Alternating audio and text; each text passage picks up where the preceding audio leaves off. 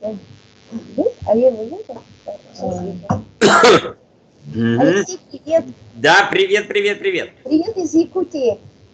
Да. Давно не общались? Сколько лет, сколько зим? Да.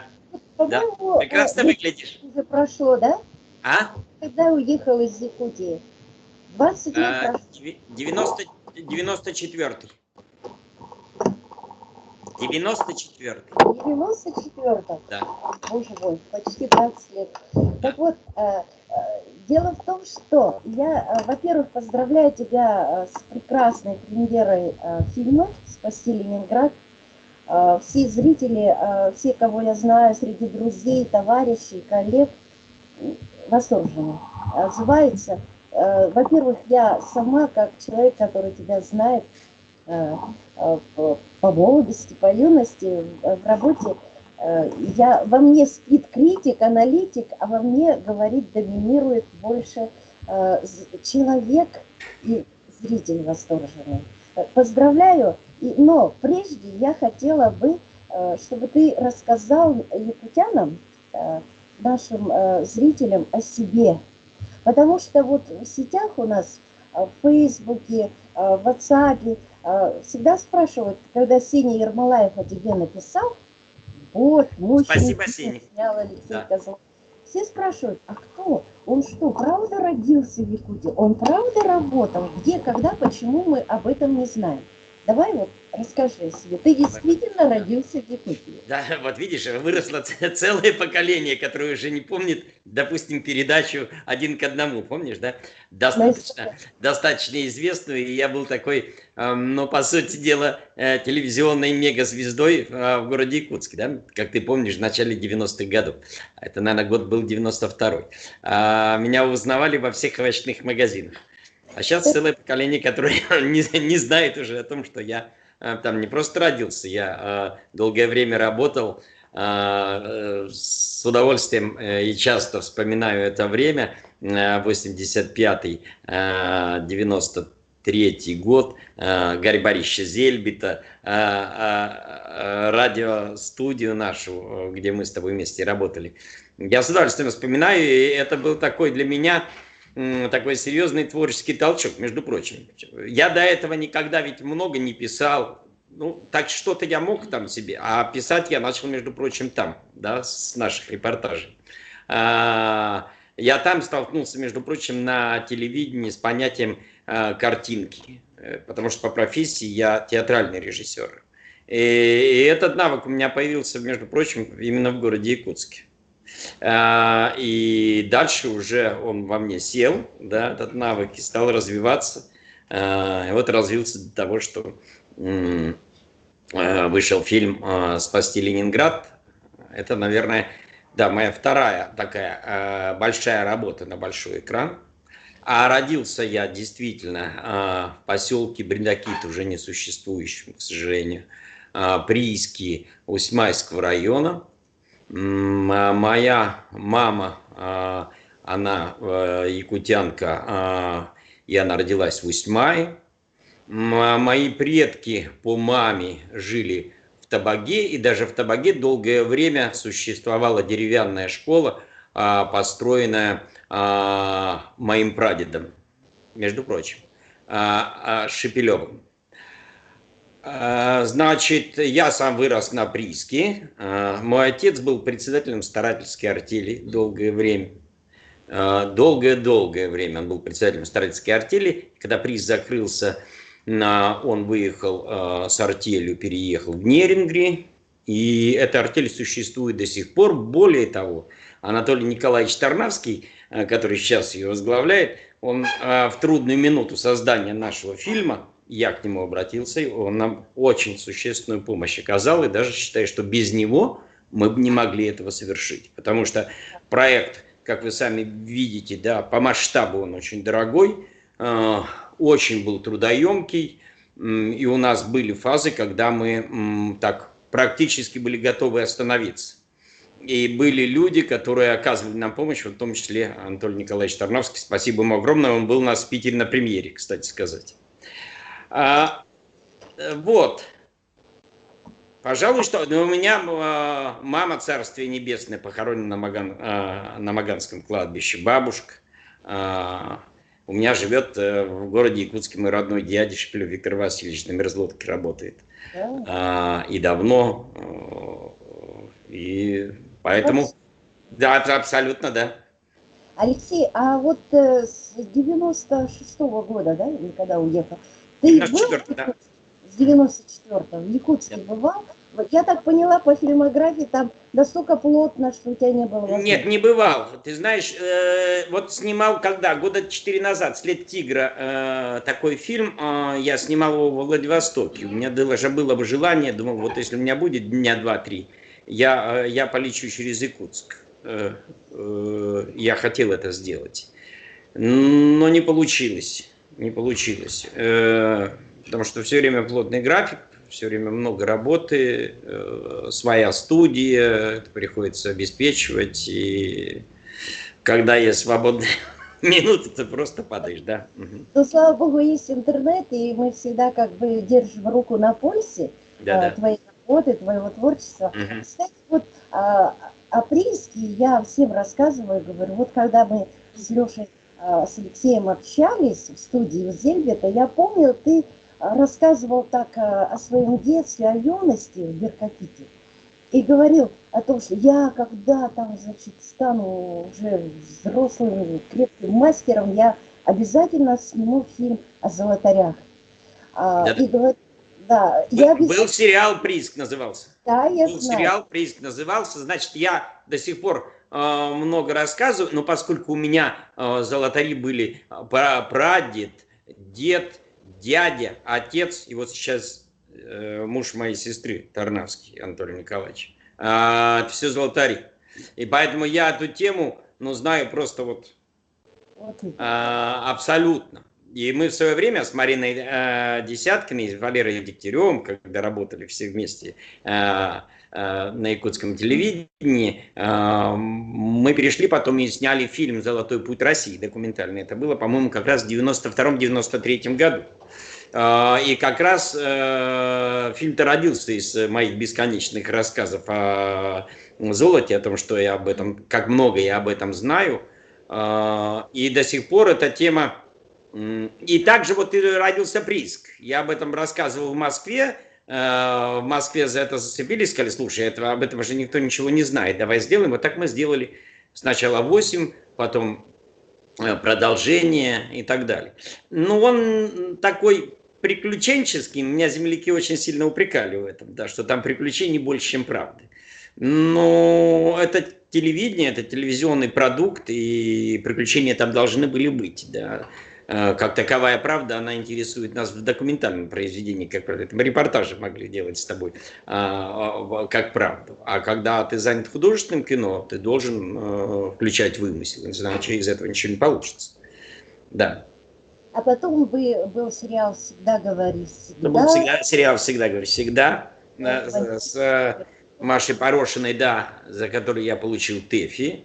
Это был 2000, по-моему, 4-й год, да.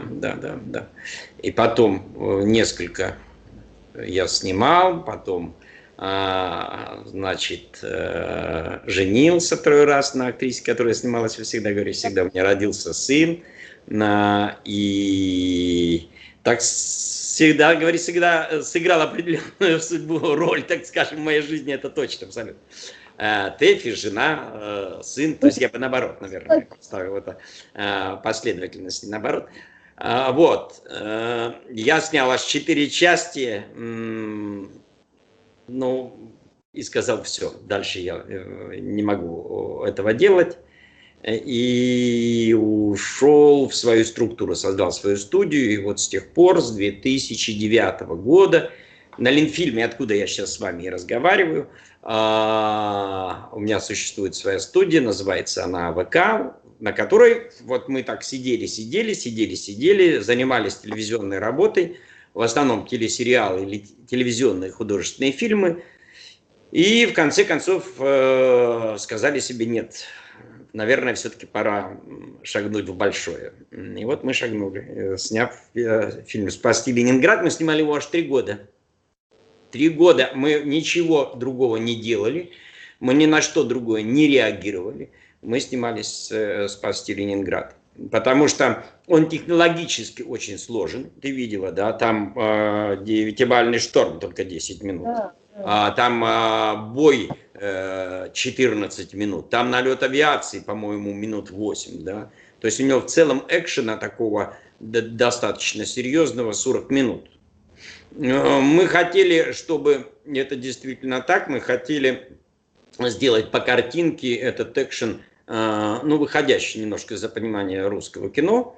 Мы брали за основу, конечно, международные аналоги, да, начиная с рядового Райна, я имею в виду по сухопутному бою, ставили себе такую задачу, да, и я считаю, вот так, судя по откликам, да, мы сильно приблизились. И если ты смотрел пресс-конференцию в Москве, я там даже заявил, что я снимал это так, чтобы несколько фрагментов, во всяком случае, я бы мог показать Спилбергу. Это действительно так. Я бы мог показать Спилбергу. Ты согласна со мной же, да? Да. Потому что, и вот это, помимо того, что это был никому неизвестный факт, он был очень трагичен, да. Понятно, что это нас, ну, как граждан, да, мы захотели это снять. Но как художников нас интересовали именно технические задачи, технические возможности. Что мы можем сказать самым современным киноязыком. И мы на это заточились. Я значительно обновил команду. Ко мне пришли новые люди, молодые, способные и понимающие этот язык, да, желающие его осваивать. И я считаю, что у нас это получилось. Спасибо тебе, если ты так считаешь тоже. Я люблю военные фильмы смотреть, и каждый новый фильм, ожидая премьеру, я всегда жду что-то такого прорыва. И это осуществилось, это получилось. Потому что новый уровень военного фильма, об этом говорил один журналист. По-моему, да. Спасибо тебе. Я люблю, когда так оценивают, потому что мы ставили себе такую задачу. Я правда говорю. Потому что ты знаешь, что в нашем военном кино, как правило, я говорю это образно, камеру ставят на соседнем холме, на штативе, да, и дальше все бегут по цепочке, эта камера как бы снимает общий план, как все бегут в одной цепочке. И, к сожалению, это доминирует очень у нас, понимаете. Мы снимали по принципу, когда камера находится внутри боя, внутри сражения, когда она участник этого сражения, когда она реагирует на выстрелы, когда человек, сидящий в зале, в какой-то момент просто ставит себя на место этой камеры, начинает пригибать шею и пытаться тоже уйти от пули. Вот этот эффект участия. Мне написала, кстати сказать, одна землячка с поселка Бринакит. Мы там вместе жили и росли. И она мне написала, что вот все отличие твоего кино заключается в том, что я нахожусь внутри. Я не наблюдаю, я не смотрю. Буквально сегодня утром получил от нее письмо. Я не смотрю это вот так, не разглядываю, да, а я нахожусь внутри сюжета. Вот это очень важно. Она человек, который не относится к кино, да, но если у нее возникло это ощущение, то я думаю, что мы добились цели. Это было важно. Да. Я вообще вот кино ценю больше всего историю, потому что я вообще ничего не знала о Барше, об этом факте, вообще ничего. И более того, да, я недавно посмотрела документальные фильмы о Невском пятачке. Для меня это тоже вот эти цифры, это кровавая земля. И это вот, страшно, да. Да, это страшно. И вот это все вот, как-то вот, действительно я как будто там, под обстрелом. Вот, кстати, если кто не сумеет каким-то образом посмотреть оставшиеся дни проката, я знаю, что вот, ты говорила о том, что фильм будет по НТВ. Ну, НТВ является нашим, так скажем, информационным спонсором, оно осуществляет поддержку фильма, и по контракту, да, фильм, наверное, в районе 9 января они покажут. Ну, они его покажут не раз, поскольку они купили у нас там не один показ, да.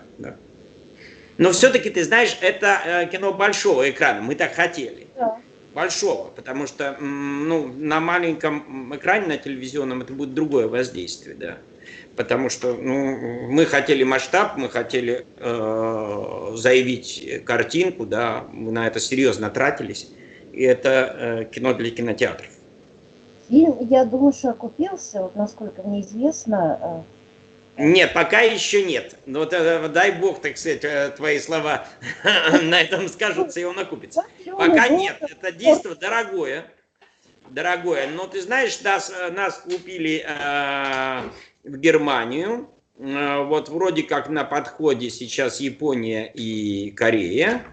И дай бог, международный прокат, ну, говорят, что вот где-то уже ведутся переговоры в Китае, это уже не я веду, это уже ведут агенты, значит, мне просто докладывают ситуацию. Если это сложится, то мы окупимся, у нас будет в порядке все. Пока, несмотря на то, что мы там первые 10 дней делили от первого до третьего места, а это все-таки такая серьезная позиция, но одновременно идут 50 фильмов, да, мы занимали первую и третью строчки. Мы сильно надеемся.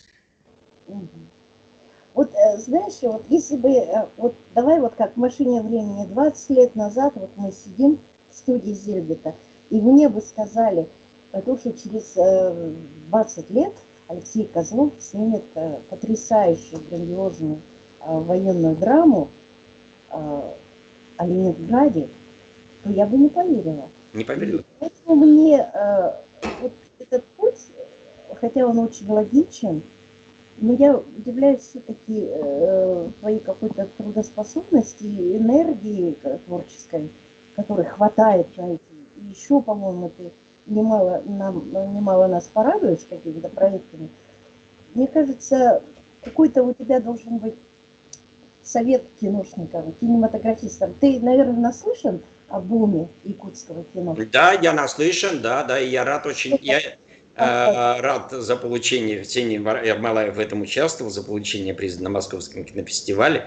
И бесспорно об этом слышал и знаю даже, что в Якутске проводится кинофестиваль. Я за этим слежу, конечно. Вот, и рад. И я надеюсь, кстати, сказать, сейчас развиваю историю про Беринга, потому что вот, ты знаешь, что мой отец, у него детство прошло, есть такая река Лохвинь в нашем районе, и там был конный двор, и мой дед был директором этого конного двора, а отец там рос. Это была маленькая такая вот коноферма.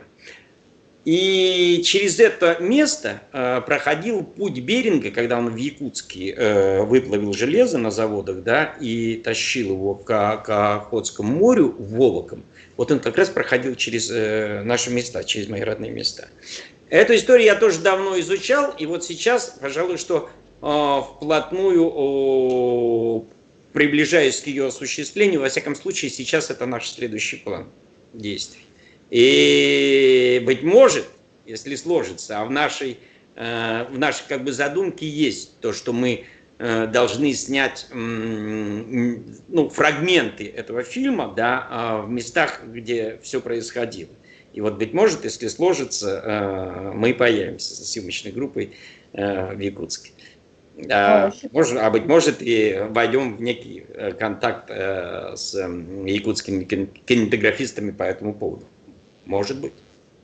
Ну, я так поняла, это следующий проект или задумка? Но это следующий проект, который сейчас у меня уже в таком серьезном обсуждении, да, на который там среагировал Первый канал, да, среагировала одна серьезная компания, и я вот буквально на следующей неделе там еду в Москву для переговоров по этому поводу. Ну, как говорится, дай бог, как говорится, чтобы все это осуществилось. Да. И мы обязательно встретимся. Алексей, у тебя есть возможность передать приветы всем друзьям, кто у нас в Якутске, родным, близким. Ну, друзьям, да. Да, я передаю привет всем друзьям. Всем, кто меня помнит, хотя, как началась передача, да, оказывается, что помнят очень немногие уже, да, время прошло. Вот. Тем не менее, тем, кто помнит, и с кем мы особенно работали вместе в Гостелерадио, потому что наша жизнь и наша молодость, ты помнишь, тогда она вся находилась вот в этих... Там так и стоит, в этих двух зданиях, да? Да? Помнишь Да, эти перебежки между этими двумя зданиями, когда мы все время... И еще редакция молодежной программы находилась вот в этом здании, которое стоит рядом, пятиэтажное. И вот мы все время все с вами бегали, курсировали, на ходу перекидывались словами, и вся наша жизнь проходила там. Да. Вот я этому пространству передаю привет большой. И всем, кто меня помнит и кого помню я, спасибо большое. Да. Поддерживаешь ли ты связи вот, ну, с нашими земляками? Там, ну, вот Валерий Дегтярев, по-моему, в команде. Нет, он сейчас уже нет, да. Но Мариной Десяткиной, значит, Валерой Дегтяревым, да, поддерживаем регулярно связь и общаемся. Вот, практически, вот пока Гарри Борисович, Царствие Небесное, Зельбет был жив, мы с ним встречались регулярно, и даже когда он уже уехал в Америку, он приезжал ко мне, мы с ним все время встречались и общались, и вообще я считаю, что я всегда говорю своему сыну, что это был самый главный друг в моей жизни, это Гарри Борисович Зельбет. У нас с ним была большая возрастная разница. Я знаю, кстати сказать, что его родственники по-прежнему живут в Якутске. Я тоже им передаю большой привет. И думаю, что им будет приятно услышать, что я не просто до сих пор его помню, а я просто считаю, что это явление в моей жизни, которое я встретил, да, на пороге Якутского гостелерадио. Человек, который почему-то вот так в меня верил, передавал мне весь свой интеллект, оптимизм жизни. И наша дружба с ним была, ну, для меня одним из самых ярких мужских проявлений в этой жизни, да. Так я думаю, что теперь уже и останется, да. Его всегда не хватает. Это правда, это правда. Да. А это сыну очень... сколько? Сыну сколько лет? Сыну 12. Ух ты, какой большой. Да, 12. Да. Так что Якутия питает и будет ждать тебя. Да. До встречи. Привет. Давай. Прекрасно выглядишь, Альбина. Удачи. Давай, удачи. Взлета еще раз. Счастливо. Да. Пока. Спасибо тебе большое. До связи. Всего доброго. До свидания. До свидания.